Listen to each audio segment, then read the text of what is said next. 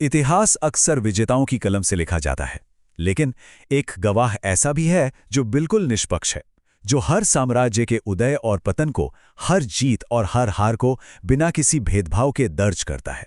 और वो गवाह है समय।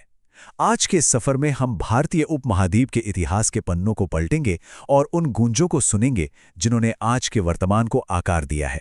ये एक ऐसी यात्रा है जो हमें दिखाती है कि कैसे वक्त ने कुछ सबसे महान सभ्यताओं और शख्सियतों की कड़ी परीक्षा ली है।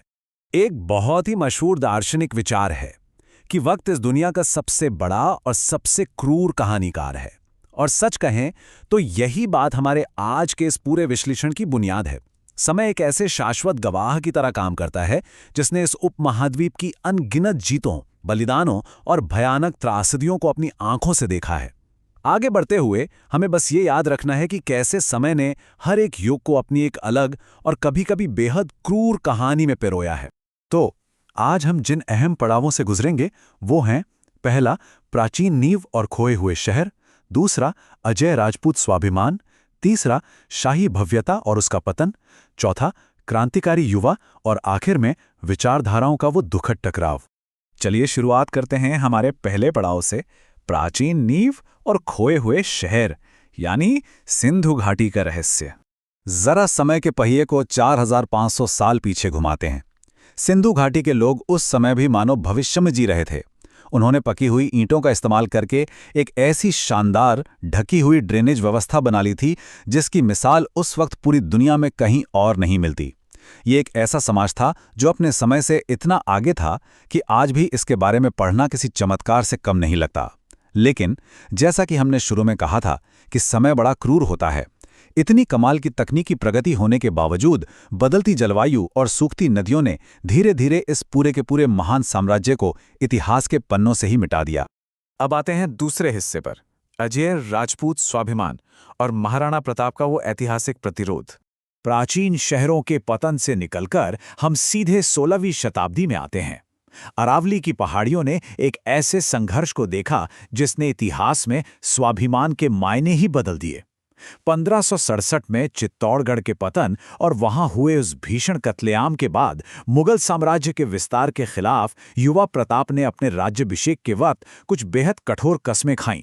उन्होंने सारी राजशाही सुख सुविधाओं को एक झटके में त्याग दिया। सोने चांदी की थालियों की जगह पेड़ों के पत्तों ने ले ली और मखमल के बिस्तरों की जगह अरावली की कठोर घास ने।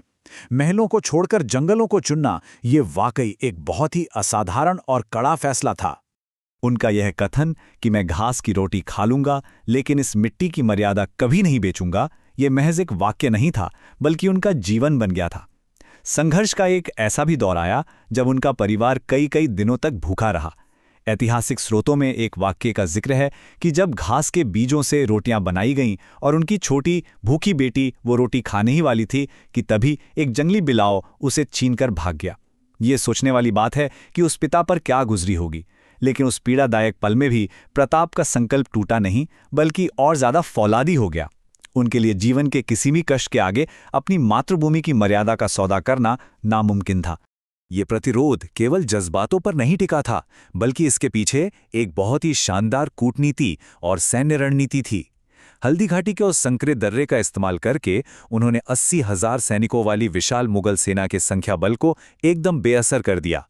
और यहीं पर उनके वफादार घोड़े चेतक ने एक पैर कट जाने के बावजूद 22 फुट चौड़ा नाला पार करके एक ऐतिहासिक छलांग लगाई थी। बाद में भामाशाह की आर्थिक मदद से एक जबरदस्त छापामार युद्ध शुरू किया गया और दिवेर के युद्ध में शानदार जीत के साथ मुगलों से 36 चौकियां वापस छीन ली गईं। चलिए अब आगे बढ़ते हैं तीसरे विषय पर, शाही भव्यता और पतन, यानी किला मुबारक का उदय और उसका अंत। अरावली की उन कठोर पहाड़ियों से निकलकर अब हम 1638 की शाही दुनिया में कदम रखते हैं। शाहजहां द्वारा बनवाया गया ये किला मुबारक वास्तुकला का एक ऐसा चमत्कार था जिसे देखकर लोग आज भी दंग रह जाते हैं। इसे उस्ताद अहमद लाहौरी ने डिजाइन किया था। जी हां, वही जिन्होंने ताजमहल का भी खाका तैयार किया था। इस किले की खासियत थी नहरे बहिश्त, यानी स्वर्ग की नहर, जो महलों के बीच से बहती थी और भयंकर गर्मियों में भी कमरों को एकदम ठंडा रखती थी। और सबसे बड़ी बात, मुगलों की बेहिसाब दौलत का प्रतीक वो मशहूर मयूर सिंहासन और बेशकीमती कोहिनूर हीरा इसी किले के दीवाने खास की शान बढ़ाते थे। लेकिन वक्त सदा एक सा कहाँ रहता है।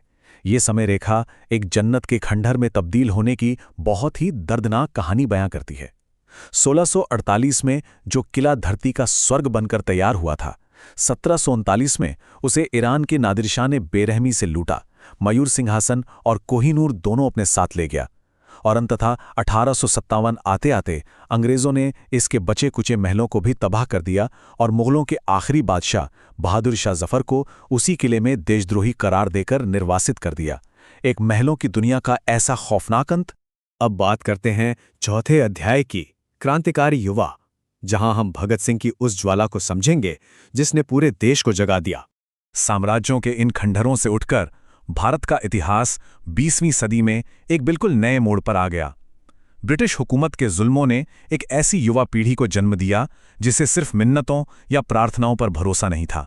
ये सोचने वाली बात है कि सिर्फ 12 साल की उम्र में जलियांवाला बाग हत्याकांड के बाद खून से सनी मिट्टी इकट्ठा करने वाले उस लड़के के मन में बगावत का कैसा बीज बोया गया होगा। फिर जब चौरी चौरा की घटना के बाद गांधी जी ने अचानक असहयोग आंदोलन वापस ले लिया, तो उस फैसले ने युवाओं को पूरी व्यवस्था में एक बुनियादी बदलाव के बारे में सोचने पर मजबूर कर दिया।